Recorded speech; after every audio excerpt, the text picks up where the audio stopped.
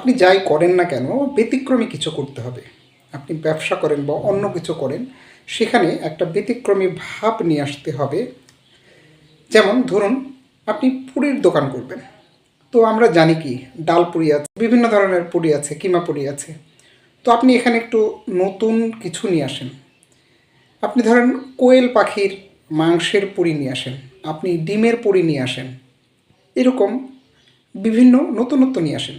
ধরুন আপনি চায়ের দোকান করবেন, আপনার চায়ের দোকানের নর্মাল যে চা, তার চাইতে একটু নতুন কিছু আনেন।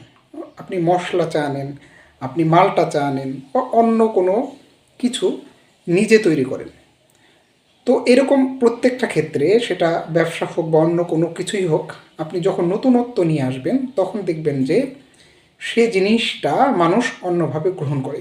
কারণ ধরুন কোনো একটা খাবার একটা মানুষ বারবার খেয়ে তাতে যদি নতুনত্ব না পায়, সেটা কিন্তু খেতে চায় না বা সেটা গ্রহণ করতে চায় না। সুতরাং এইভাবে আপনি যাই করেন, একটা নতুনত্ব নিয়ে আসুন, একটা ব্যতিক্রম কিছু করেন। তো এইভাবে আপনি যখন একটা নতুনত্ব নিয়ে আসবেন, তখন দেখবেন যে আপনার আর পিছনে ফিরে তাকাতে হচ্ছে না।